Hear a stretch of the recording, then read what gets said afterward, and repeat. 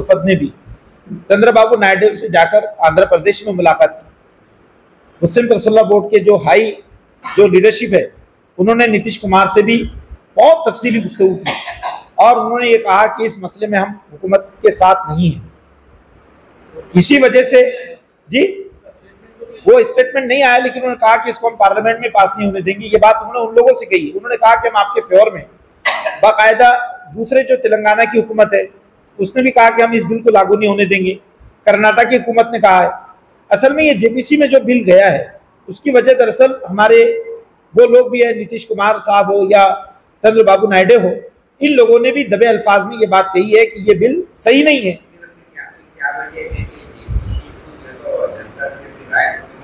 जी, इसमें भी खुद असल में वक्फ बोर्ड के साथ में कहीं ना कहीं इसमें भी एक मतलब है कि ऑनेस्टी नहीं है। जिन लोगों का मैटर है सिर्फ उन्हीं से राय लेनी चाहिए। मैटर सिर्फ मुसलमानों का है, क्योंकि मस्जिदों के मुतवल्ली मुसलमान हैं, मदरसों के मोहतमिम मुसलमान हैं, और ये पूरा जो दरगाहें हैं और जितनी प्रॉपर्टीज है ये सब मुसलमान हैं, और राय ली जा रही है सबसे राय ली जा रही है। कितनी अजीब बात है, आप सोचिए कि एक जो है किसी का पर्सनल मैटर है। जेपीसी के इस फैसले की मुखालिफत पूरे हिंदुस्तान में की गई। अभी इस वक्त मुस्लिम पर्सनल बोर्ड की तकरीबन हर हफ्ते मीटिंग हो रही है, और मैं खुद चूंकि मुस्लिम पर्सनल बोर्ड का मेंबर हूं, मैं उसमें उसकी कमेटी में भी शरीक हूं, तो मैं इन सब चीजों को जानता हूं। इस पर मुखालिफत बाकायदा जेपीसी के पास जी जेपीसी से मिले।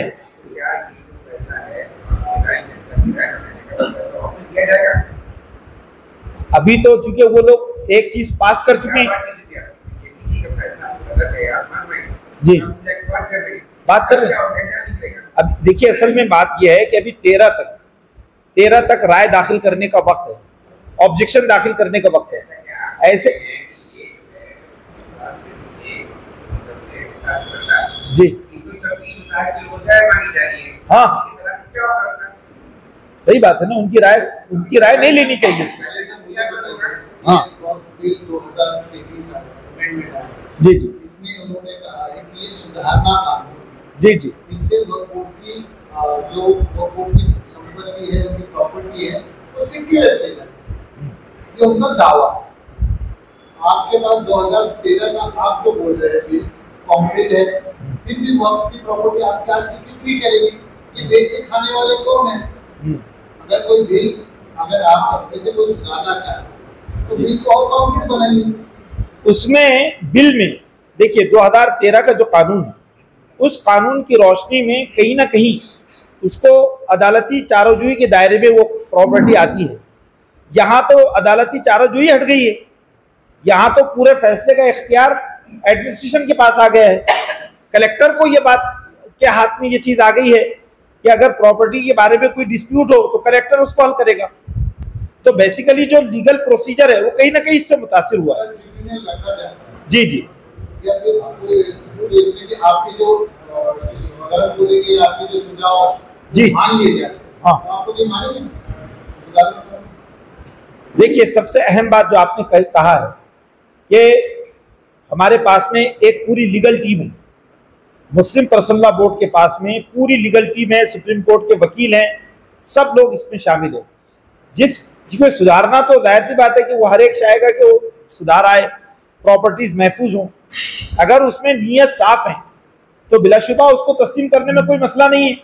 लेकिन जो चीजें इस बिल में हैं वो दरअसल ये बिल जो है उसके अंदर पूरी की पूरी ये चीज मालूम हो रही है कि ये बिल नाफिज होते ही से आधे से ज्यादा मुस्लिम प्रॉपर्टीज अचानक गायब हो जाएगी। हाँ, ये 1 करोड़ के ऊपर ऑब्जेक्शंस दाखिल हो चुके हैं मुस्लिम पर्सनल की साइड से। वे जेपीसी को 1 करोड़ से ज्यादा ऑब्जेक्शन सुबह तक जा चुके थे। कल तक हो सकता है कि 1 करोड़ 20 लाख 25 लाख तक पहुंच जाए। ये गोया कि एक तरह से एक गवर्नमेंट के लिए एक मेमोरेंडम है, एक आवाज है कि भाई इसके खिलाफ है सारे के सारे लोग।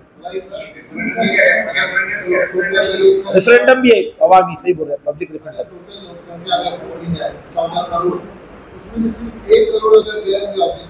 हाँ, आपको नहीं लगता कि कहीं ना कहीं लोग भी इसके साथ शामिल नहीं हो रहे हैं। हाँ देखिए, अब आपने ये जो सवाल किया, दूसरी बात सुनिए, दूसरी एक बात तो इससे पहले लोगों ने ट्रिपल तलाक के ऊपर फॉर्म भर के दिए, उसके बाद एनआरसी के ऊपर फॉर्म भर के दिए, औरंगाबाद के ऊपर फॉर्म भर के दिए, हर जगह फॉर्म भर के दिए और वो बातें लोगों की एक्सेप्ट नहीं की गई।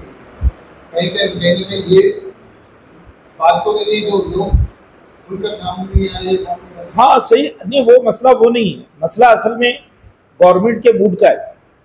उस वक्त गवर्नमेंट की जो फैब्रिक थी, तो उसके अंदर आपको ये सब मालूम है कि चाय पीते पीते बड़े बड़े फैसले हुए। ऐसे कानून जो लोगों के बहुत सारी चीज़ों पर असरअंदाज होते हैं, ऐसे कानून भी वहाँ ऐसे पास हुए, वो है कि कानून नहीं, कोई बस हाथ उठा के कानून पास हो गए। इस पर पूरी अपोजिशन चीखती रही, लेकिन चूंकि पार्लियामेंट इस कदर मुअत्तल थी कि अपोजिशन नाम की भी वहाँ पर कोई चीज़ नहीं थी। अब भारत के जो लोग हैं उन्होंने हकीकत को जाना और अब एक बहुत ही मजबूत अपोजिशन मैदान में आई है, और वो अपोजिशन अवाम की बात को पार्लियामेंट के ऐवानों में पूरी कुव्वत से पेश कर रही है। तो आपने जो इश्काल दायर फरमाया है वो बात चूंकि 2024 से पहले की है। अब 2024 के बाद का जो इंडिया है वो इंडिया बहुत माशाल्लाह एक दस्तूर के मुताबिक चलने वाला इंडिया होगा इंशाल्लाह। जैसा कि आप बता रहे हैं कि इसमें तमाम अखबार से ऑब्जेक्शंस मंगवाए जा रहे हैं। हाँ ये गलत है ना, गलत है ये। अब अगर इंडिया की पॉपुलेशन देखा जाए तो उसमें जो है तो आपकी मुस्लिम पॉपुलेशन कितनी है और अदर कास्ट की पॉपुलेशन कितनी है। जी जी। अगर वो तमाम अपने ऑब्जेक्शंस या सजेशन दाखिल करते हैं जी हाँ जी हाँ, तो उनकी क्वांटिटी यकीनन मुसलमानों की क्वांटिटी से ज्यादा होगी। जी जी जी। और मेजॉरिटी इस तरह सर गिने जाते हैं जमहूरियत में। ऐसी सूरत में आप लोगों का क्या मौक़िफ़ है? ये जो मैटर है, ये मैटर भी दरअसल ऊपर ज़ेरे गौर है। ये मुस्लिम फैसला बोर्ड के डिस्कशन में ये चीज़ आई, हमारे भी जमात के ऑफिस ने जो सोचने वाले लोग हैं, शूरा है, वहाँ पर ये बात आई है। जी हमारे और साथियों से भी जवाब लेते हैं। तो मैं ये बात आपसे कह रहा हूँ, इशू पर यहाँ पर हम इकट्ठा हुए हैं। 7 अगस्त 2024 को पार्लियामेंट में ये बिल मुतारिफ करवाया गया, पेश किया गया था। उसमें हमारा बुनियादी तौर से सवाल ये था कि कानून बनाना, लॉज बनाना, कायदे मुरतब करना, ये हुकूमत का हक़ है और उसे करना भी चाहिए। वक्फ एक्ट 95 से पहले वक्फ का पूरा सिस्टम वक्फ एक्ट 1954 के तहत काम करता था। अब हुकूमत ने यह महसूस किया था कि ये एक्ट जो है सक्षम नहीं है, उतना फ़ायदेमंद वक्फ के लिए साबित नहीं हो रहा है, या जो वक्फ के मकासिद है उन मकासिद की तकमील नहीं हो पा रही। तो इसमें बहुत सारे प्रावधान 95 में जो है लाए गए ताकि वक्फ के जो मकासिद है वो पूरे हो, वक्फ संस्थाएँ मजबूत हो, वक्फ की ज़मीनों का प्रोटेक्शन और इससे मुताल्लिक़ जो खानकाएँ हैं, दरगाहें हैं, मस्जिदें हैं, आशुरखाने हैं, ये सब जो है महफूज रहे और अपने वक्फ़े मंश के मुताबिक वो काम करता रहे। अब जब कोई बिल लाया जाता है तो उससे संबंधित जो लोग होते हैं उनसे कंसर्न लिया जाता है, उनसे राय ली जाती है, पूछा जाता है। अब जब ये 7 अगस्त को पार्लियामेंट में जब ये बिल पेश किया गया तो इस मुल्क में मुसलमानों को लेकर बहुत सारे ऑर्गेनाइजेशंस काम कर रहे हैं। जमात इस्लामी काम कर रही है, मुस्लिम फैसला बोर्ड काम कर रहा है, जमात उलमा काम कर रही है, और इलाकाई तौर से बहुत सारे छोटे ऑर्गेनाइजेशन एनजीओस काम कर रही है। तो इसमें कहीं भी ऐसा नहीं हुआ कि किसी ऑर्गेनाइजेशन को बुलाया गया और इस मुद्दे पर जो है उनसे डिस्कशन किया गया, उनकी राय तलब की गई या उनसे जो एतराज़ात है वो मालूम करने की कोशिश की गई। अब मसला सिर्फ एक मसले को लेकर नहीं है, यहाँ पूरी शरीयत को लेकर है। इसलिए कि मदारिस, मसाजिद मुसलमानों की जो आस्था से और मुसलमानों के अकाइद से ताल्लुक़ रखते हैं, और वक्फ की प्रॉपर्टी किसी की मुसलमानों को खैरात दी हुई प्रॉपर्टी नहीं है। हुकूमत ने या किसी जाती तशख्खुस ने किसी ने खुदा की मिल्कियत में दी हुई मुसलमानों के फायदे और इफादे के लिए, इस्तेफादे के लिए दी हुई प्रॉपर्टी है। और जाहिर सी बात है ये मुसलमानों का अपना मसला है, तो बाहर वाला आकर अगर इसमें मुदाखलत करेगा, जबकि जमहूरी तर्ज पर हमको इसके सारे हुकूक हासिल हैं, जाहिर सी बात इसके तहफ़्फ़ुज़ के लिए जमहूरी तर्ज पर हम इस वक्त भी जो जरूरी कार्रवाई हम वो कर रहे हैं। इसके बावजूद भी अगर नहीं होता है तो हम अपने अकाबिर और इस्लाम तमाम तंजीमें मिलकर इंशाअल्लाह एक मुल्क की तहरीक भी चलाएंगे इंशाअल्लाह, जिसके अंदर तमाम जो है तंजीमें शामिल रहेंगी। मैंने आप लोगों ने जो बातें आई है राय आपके सामने आई और इसमें ये भी बताया गया है कि बिल में क्या इशूज़ है, प्रॉब्लम्स हैं, भी आपने बताई और फिर इसके ताल्लुक से अगर ये पास होता है तो मुस्लिम तंजीमें क्या करेंगी, वो चीज़ें भी आपके सामने आई। एक चीज़ और आपकी वीडियो से जो मैं देना चाहूँगा वो ये है कि अभी जिस दिन हम रिकॉर्ड कर रहे हैं अभी हमारे पास एक दिन से ज़्यादा वक्त बाकी है, जिन लोगों ने अपनी राय अब तक नहीं दी है मैं ये अपील कर सकता हूँ कि वो अपनी राय ज़रूर जो है जॉइंट पार्लियामेंट्री कमेटी को ज़रूर दे और कोशिश ये करें कि ऑथेंटिक जो QR कोड है specially all India Muslim personal law board का और दीगर तंजीम का उसका इस्तेमाल करें, क्योंकि मसला ये हुआ जो मैंने अब देखा दीगर बातें आ चुकी है लीगली और बावजूद कि QR कोड सर्कुलेट बहुत रहे लेकिन QR कोड इस्तेमाल नहीं, मतलब मैंने आपको भेजा आपने किसी और ग्रुप पे भेजा, इस्तेमाल किसी करने में आ रहा है कि कैसे भेजा और लोग उसके नतीजे में ये हो रहा है कि सिर्फ एक दूसरे को ये तो बता रहे हैं कि ईमेल करना है लेकिन किसको और कहाँ और कैसे वो नहीं बता रहे। मेरी गुजारिश ये नहीं है जो वक्त बाकी जो अभी कर सकती वो ये और जो होना चाहिए तो बातें भी आगे जो इसके बाद अगर ना हो तो क्या करेंगे लीगली और डेमोक्रेटिकली बातें भी आपके सामने रखेंगे। मेरी अपनी आवाम से आपके माध्यम वीडियो से रहेंगी कि जरूर कोई ईमेल को सेंड करें और अपना इसके मुखालिफ जो अपनी राय वैसे चार महाज के तहत हम काम करेंगे। पहला महाज होगा हमारा कानूनी महाज, कानून ने जो इख्तियारात हमको दिए हैं अपनी अदलिया पर भरोसा कायम है, तो मैं समझता हूँ कि पहली चीज जो हम काम करेंगे तमाम जमातों को लेकर और इसमें मेन लीड पोजीशन जो है मुस्लिम पर्सनल लॉ बोर्ड कर रहा है, तो कानूनी चाराजोई इंशाअल्लाह अजीज आखिरी दम तक करेंगे।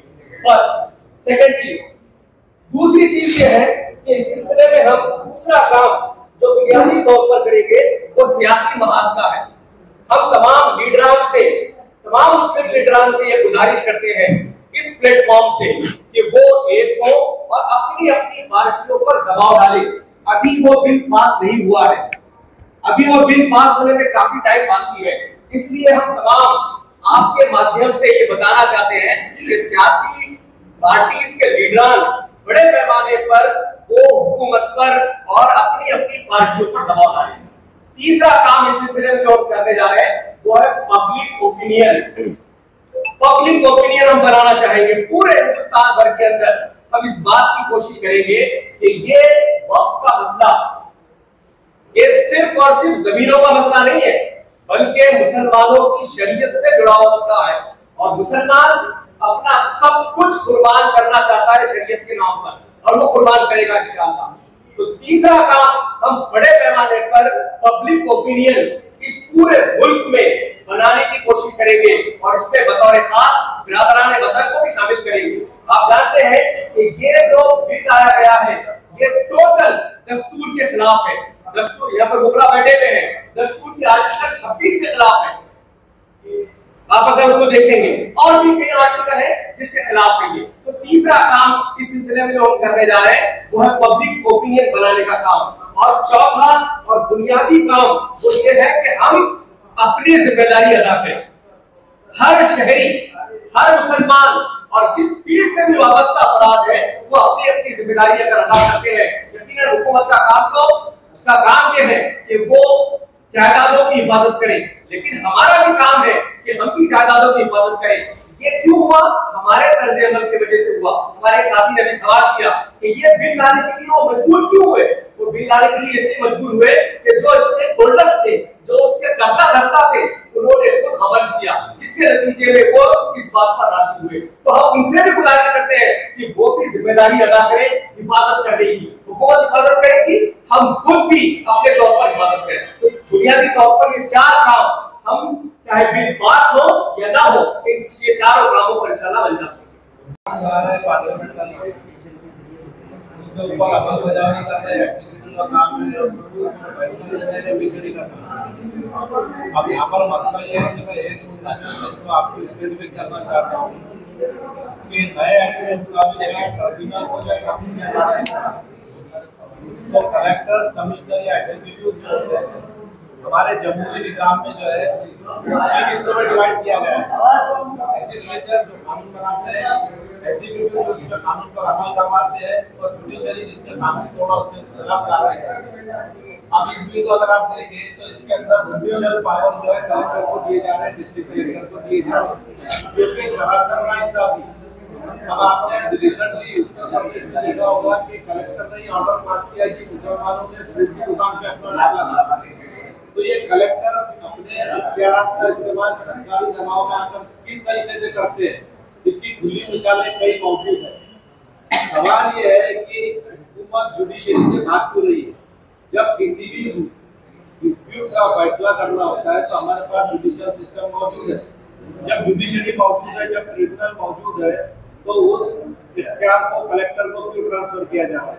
कलेक्टर ऑफिस में आप लोग भी देखते होंगे कि हियरिंग होती है, कलेक्टर के पास इतना टाइम आएगा कि वो जुडिशियल काम देख सके। तो इसके अंदर जो है जुडिशरी को बाईपास किया जा रहा है।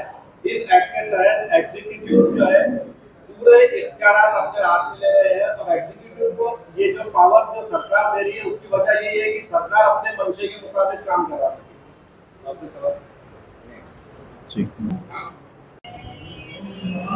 देखिए, इस वक्त में जो हमारे कानूनदान यहाँ पर बैठे हुए थे अब तक, उन्होंने जो गुफ्तगू आपके सामने की है कानूनी हिसाब से की है, और फिर उससे जो हमारे भाई साहब ने सवाल किया है दीनी हैसियत से किया।